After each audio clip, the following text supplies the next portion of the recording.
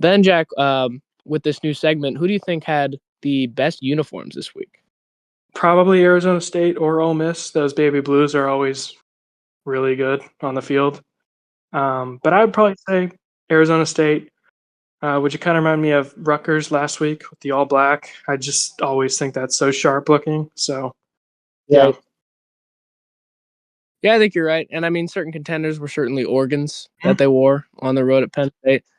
And I mean, as you said, those Ole Miss ones were pretty solid. I mean, a lot of these teams they're great. And I know their overall uniforms weren't like exceptional, but I mean, if you see Indiana's helmet is one of the cleanest ones in the country.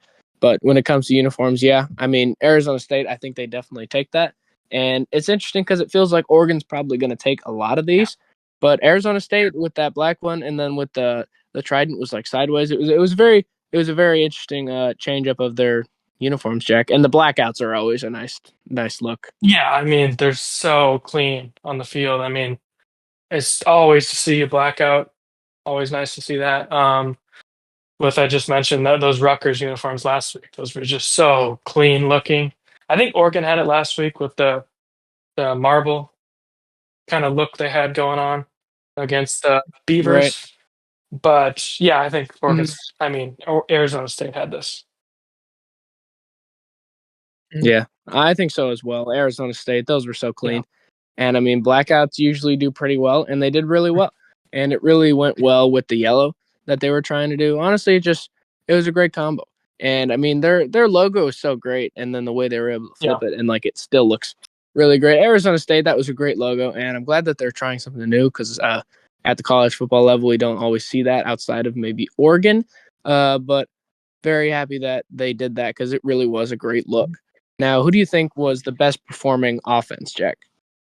I think it would be either probably Vanderbilt is best offense. Um, they just Yeah, or Notre Dame. Either one of those just looked so solid.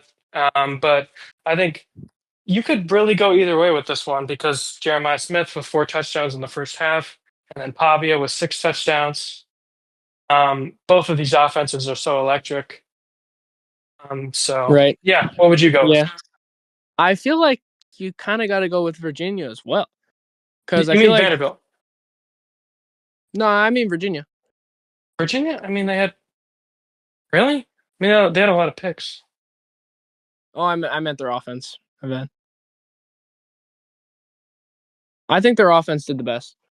Really? And I mean, you're talking about, well, Jack, think about it. Let's think about it. The Vanderbilt team, they played Utah State at home. Like, I feel like this is the team, like, they played number 8 in the country. And I mean, they put up 46 points, including a ton in the overtime Yeah. period, and probably should have won in like the regular time. Where it's like, think about it. I mean, like, I know Vanderbilt played great, and I know that was exceptional, but I think a quality of opponent matters. And Florida State, like, their defense looked great against Alabama and everyone else that they played. And what Virginia was able to do, I think, was really great, Jack. Okay. Yeah. I guess I kind of see it. Yeah, I guess quality opponent is there. But I would also throw Notre Dame in there. I guess yeah, 46 points on a great Florida State team is impressive. Um, but I still think Vanderbilt had the most electric offense um, with no turnovers and just yeah. Yeah, I can certainly see that, but I mean, it's just when you're talking about quality of opponents, like, is 55 on Utah State as impressive as 46 on Florida State, a top 10 team? Right. Is 56 as impressive against Arkansas compared to 46? On Florida State, I think it's just a quality opponent thing. And I know they did better when it turns to the metrics. I can definitely see that, and I see where you're coming from. It's just like Virginia wasn't really supposed to play like this. Like, this kind of came out of nowhere. And I know, like, the line was getting closer towards the game, but I mean, Florida State was still a top 10 team. Like, they're still a great team. And what Virginia was able to do on their offense, like, against Florida State, was impressive. It really was. And I mean, that's the thing, is that they were underdogs. Yeah. Like, Utah State wasn't supposed to win. Arkansas Right. wasn't supposed to win. Right. That's what makes it so impressive. And when you watch that game, they don't win that game without what their offense was able to do. Like, and I Yeah. know their defense ended up clutching up, but yeah, that's in double overtime where they were finally able to stop them. And maybe they shouldn't have, because the Florida State guy kind of dropped that touchdown. So it's like I feel like it's Virginia, but I feel like you go any other way. It's just about quality of opponent and then the stats, obviously. I mean, Notre Dame, Vanderbilt, Virginia, kind of take your pick between those three, I think. But yeah, I think you're right, Jack.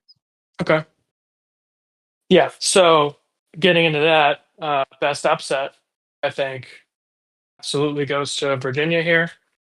You could Right. go a Oh, couple without different question. without questions. I mean, you could go Alabama, but they definitely had a better shot. You could go Arizona State, or I guess Oregon was an underdog. I guess, um, and oh, I guess Illinois was also an underdog. But it's Virginia without question. I mean, nobody thought they were going to win this game, even at home in that tough environment. Um, and just like you said, Virginia's offense played really well, and they hung true in double overtime, and their defense clutched up. I mean, yeah, and they Right. had adversity going through that game against a really tough team. So Right. And when you're looking at those other upsets, you're either talking about teams that were kind of low in the top 25 that were beaten by teams that were just on the outskirts, or you're talking about ranked teams that beat another ranked team. Where I feel like this is the most impressive because you're talking about a Florida State team that was ranked eighth and probably should have been higher, that got beaten by a team that was they were unranked, and now they are ranked purely because they won that game, and deservingly so. But like, they weren't supposed to win; they were unranked against the Florida State team that was really good, that had great performances against Alabama. So it's like I certainly agree, and I feel like it's just the fact that Florida State was ranked so high and Virginia wasn't ranked at all that makes this upset so surprising, Jack. yeah, absolutely. And I think we'll continue to talk about how impressive this upset is. I know they lost against NC State, but this team is really good, and they deserve to be ranked. Um, and this is Right, still a very good football team. Yeah. right. What do you think was the best performing defense this week, Jack? I had a couple that I was going to go with. I was either going to go with Iowa or Texas A&M. I think reasons I was kind of going to go with Iowa is just of how impressive Indiana's offense was last week, Right. and 63 top 10 opponent was certainly very impressive. Um, Mhm. but I am going to go with Texas A&M here. I just think Auburn is still an amazing team. They were at home, Right.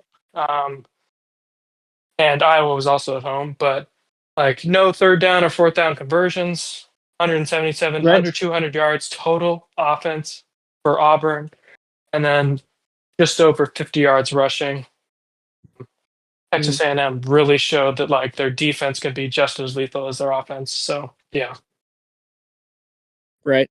Yeah, that's a good one, but I feel like Ohio State's defense maybe was a little bit better. Maybe you say like quality of opponent, but both Auburn and Washington were just on the outskirts, or at least should have been, of being ranked. Where it's like Washington had the highest scoring offense, and Ohio State completely swallowed them up. And Ohio State ended up pulling away and scored 10 points in the fourth quarter. But like, this game, the fact that it was relatively close, and Ohio State, it felt like they had such a grip on it, was really a testament to their defense. The reason like it never really felt in question, because it's like, yeah, it's decently close, but it's like Washington's can't do anything. Where I think Ohio State definitely was up there as well. yeah, I mean absolutely. And to do it away at a tough place to play, that's also factors in. Um, yeah, I Right. just think earlier in the game they were able to put more points up on the board, but absolutely, Ohio State is absolutely there, just holding a good Washington offense to only 6 points. So yeah, they're definitely in the conversation. Right. I mean, you're talking about Williams Jr., who's a great dual threat, the guy. And I know they factor in sacks with running, unfortunately. I don't know why they do that, but on the official stat book, he had negative 28 rushing yards, where it's like you can really see just how Ohio State was able to neutralize him. Yeah, 100%.